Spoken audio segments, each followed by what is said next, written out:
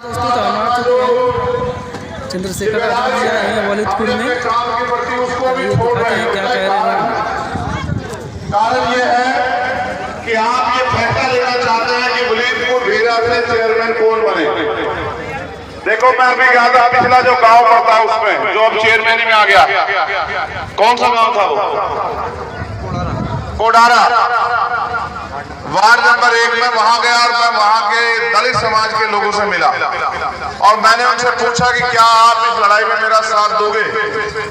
उन्होंने दोनों हाथ उठा के मुझसे वादा किया कि हम एक एक वोट जो है वो भाई आरिफ अंसारी जी को देने का काम करेंगे इस चुनाव में।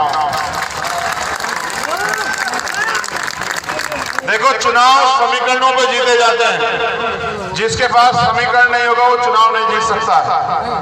जब दलित समाज के लोग, अन्य पिछड़े वर्ग के लोग या और जो सेकुलर लोग हैं वो लोग मिलकर वोट करेंगे तभी हम लोग इस चेयरमैन को जीत पाएंगे। मैंने उन लोगों से पूछा, वो तैयार है?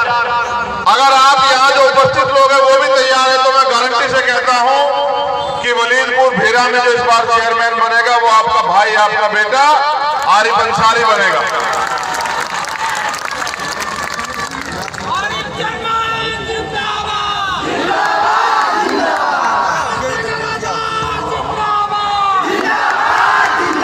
अब मुझे बताओ, क्या जिंदाबाद के नारे लगाने से आरिफ चेयरमैन बन जाएगा? कैसे बनेगा? नहीं नहीं, सिर्फ वोट डालने से चेयरमैन नहीं बनता है, वोट डलवाने से चेयरमैन बनता है। एक वोट आपकी और एक आपके साथी की जो किसी कारण से दूर हो, नाराज हो या गलत फैसला ले रहा हो। अब आपकी जिम्मेदारी ये है कि अगले 3-4 दिन आप उन लोगों को जो गलत फैसला ले रहे हैं या फिर आपसे दूर है उनको आपको समझाने का काम करना है कि अपनी वोट को बांटना नहीं, अपनी वोट का फैसला, अपने मुस्तकबिल का फैसला बड़ी जिम्मेदारी से हालातों को समझ के लेना है कि अगर आपने गलत फैसला लिया तो 5 साल आपको किसी और के दरवाजे जाके अपने के काम के लिए हाथ ऐसे करना पड़ेगा और उसकी मर्जी होगी वो आपका काम करे या ना करे। ये जिम्मेदारी आपकी बनती है कि आप अपने साथी के हाथों को मजबूत करो। देखो मेरी बात पे गौर करो, ये माएं बहनें बैठी हैं हमारी और नौजवान बच्चे भी। आप इस देश का, इस प्रदेश का भविष्य हो, तो मेरी बात पे गौर करो। देश आजाद हुआ 1947 में, कब? 1900 किस तारीख में? 15 अगस्त। 14 अगस्त को जिनके हालात जैसे थे, 15 अगस्त को आजाद होने के बाद भी उनके हालात वैसे ही थे। हालात कब बदले? जब इस देश में आईन आया। कब? 26 जनवरी 1950। जब इस देश के अंदर आईन आया, संविधान आया, वो संविधान जो इस देश की महिलाओं को, बुजुर्गों को, बच्चों को, नौजवानों को, तमाम जाति धर्म के लोगों को बराबर का अधिकार देता है, स्वाभिमान सम्मान से जीने का अवसर देता है, हर एक बालिग व्यक्ति को वोट का अधिकार देता है और उसकी वोट के आधार पर सरकारें चुनी जाती हैं।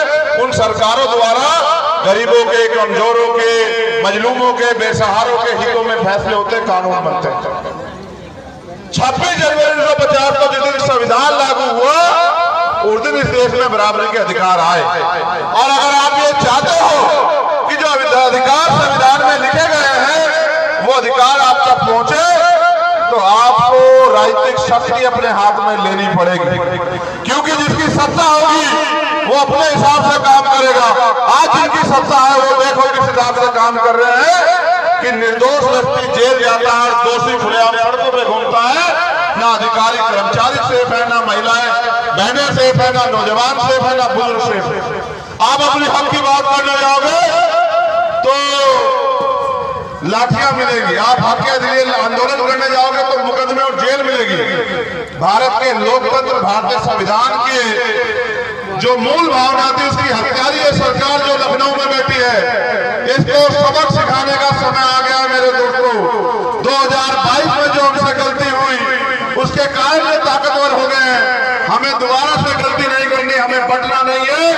आपकी ये ताकत ये बता रही है कि वलीदपुर भेरा में आरिफ अंसारी का कोई मुकाबला नहीं कर रही है, आपकी ताकत बता रही है। बस अपनी वोट को संगठित करो। अभी तो आपको ये पता लगेगा, परसों मैंने पहले फेज का चुनाव देखा, आगरा से 1.5 लाख वोट कटवा दिए सरकार के लोगों ने। आप ये समझते हो एक वोट गिनती नहीं होती?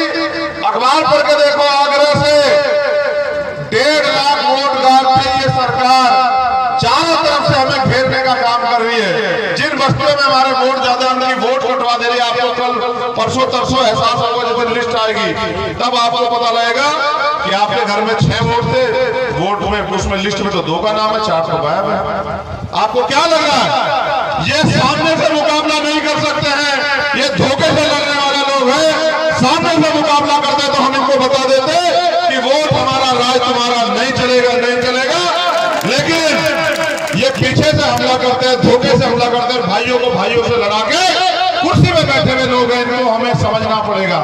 इस देश में जाति धर्म का झगड़ा इन्होंने व्यवस्था बना के किया है, वरना इस देश में एक ही झगड़ा है कि गरीब अपने अधिकार चाहते हैं और अमीर देना नहीं चाहता। अगर आपको अपने अधिकार चाहिए, ये नगर का चुनाव है, आपकी समस्या रहेगी बिजली, आपकी समस्या रहेगी पानी, आपकी समस्या रहेगी सड़क, नाली, सफाई, house tax, water tax, school, hospital, ये आपकी समस्या रहेगी।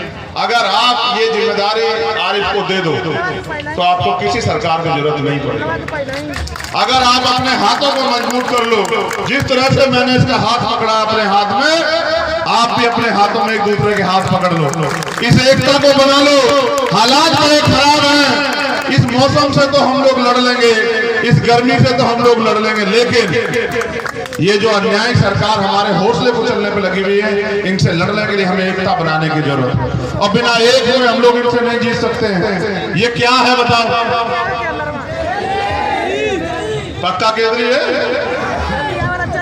ये केतली नहीं है, ये है अलादीन का चिराग। ऐसा ही होता है ना? देखा नहीं देखा आपने अलादीन का चिराग? और जब आप अलादीन के चिराग को खींचते हैं, कौन निकलता है? अगर आप केतली में वोट भर दोगे, फिर इसमें आएगी ताकत, फिर आप इसे खींचोगे तो कौन निकलेगा? और वो क्या कहता है निकल के? आपने सुना है ना कि क्या हुक्म मेरे, ये भी आपसे पूछेगा, बताओ क्या हुक्म है मेरे भाइयों। समझ रहे हो? अगर आप अपने एक एक वोट केतली के चुनाव निशान पर डाल दोगे तो आरिफ के हाथ में, इसकी केतली में वो ताकत आएगी कि जब आप इसे बुलाओगे, ये आपकी खिदमत के लिए निकल के आएगा, ये आपकी सेवा के लिए निकल के आएगा। और मैं स्पेशली अपने दलित पिछड़े वर्ग के भाइयों से कहना चाहता हूँ,